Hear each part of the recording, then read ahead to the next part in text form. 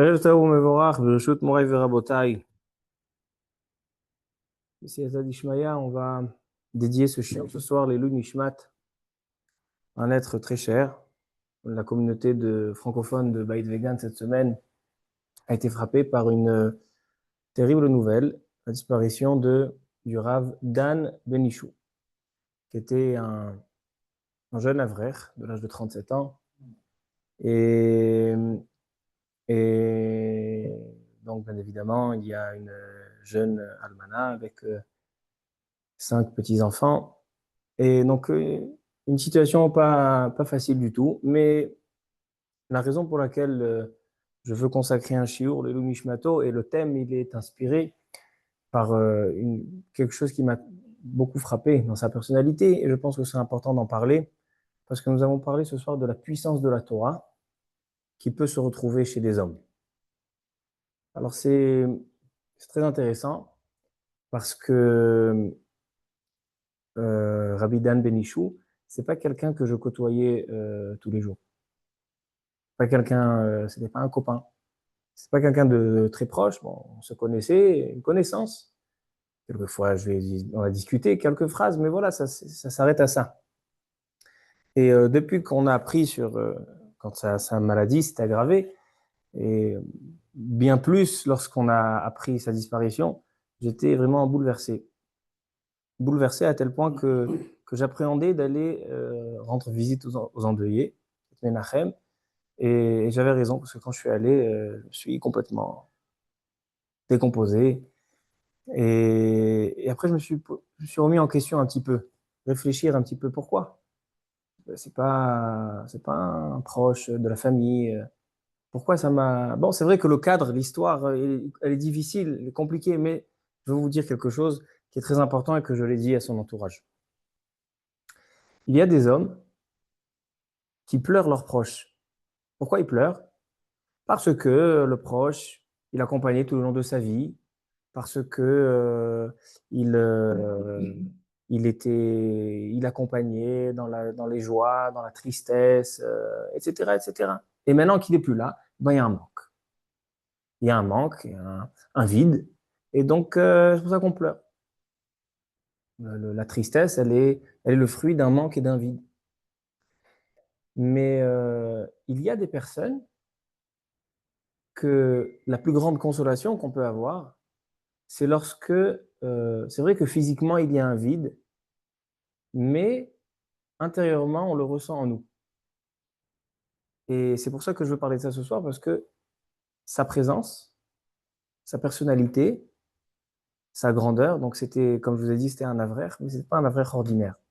Il y a beaucoup d'avrechim aujourd'hui. Beaucoup d'avrechim, beaucoup de Torah. Mais il y a des avrechim qui sont des avrechim d'exception. Et de quoi je parlais quand je parle d'avrechim d'exception?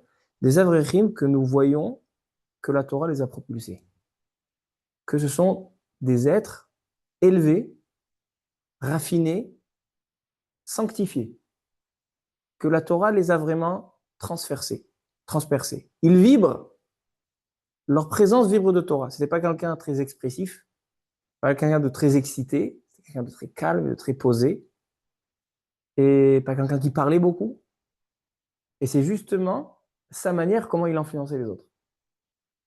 Et c'est pour ça que ça m'a tellement bouleversé, parce que je me suis rendu compte à quel point un homme, il peut être influent dans ce monde. Un homme sans aucune parole, sans aucune, ni j'ai écouté des shiurim de sa part, ni il m'a fait du moussa, ni il m'a appris quelque chose. Eh bien, il m'a appris et il m'a vraiment influencé. C'est que je disais à sa femme, je disais que je ne pourrais pas l'oublier.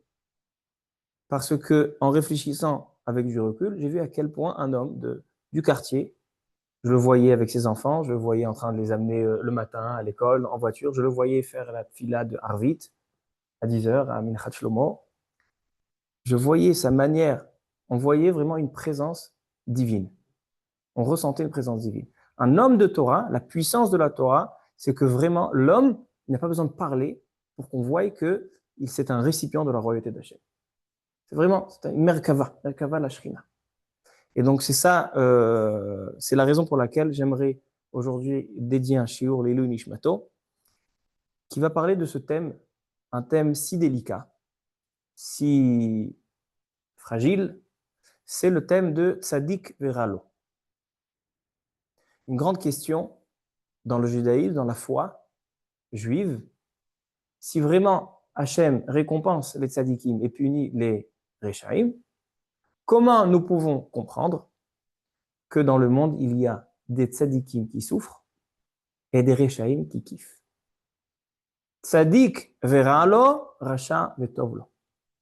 Et donc, ça, c'est une question que lorsqu'on voit un grand tzadik comme ça, si jeune, un entourage, une famille si jeune, et de telles souffrances, ça a vraiment bouleversé tout le quartier de Beit-Vegan, et bien plus encore, les parents de Strasbourg, etc. Je pense qu'il n'y a pas un qui n'a pas été affecté de cette histoire. Et donc, je pense que c'est une occasion à nous, les Lunishmato, d'étudier une étude, et sur ce thème-là. Comment un juif doit comprendre et comment il doit réagir. Bien évidemment, on ne va pas du tout remettre en cause. Il y a certaines personnes ignorantes qui vont maintenant remettre en cause la foi divine. Mais c'est pas possible. Comment Hachem il fait des choses comme ça? Il fait souffrir des tzadikim? C'est pas le shiur, c'est pas le thème. Le thème, il est comment le comprendre. Pourquoi Hachem fait ces choses-là? Pas pour remettre en cause, mais pour comprendre. Alors donc, Yohan Advarim Lenu Nishmato, et on commence tout de suite le Siyata Dishmaya.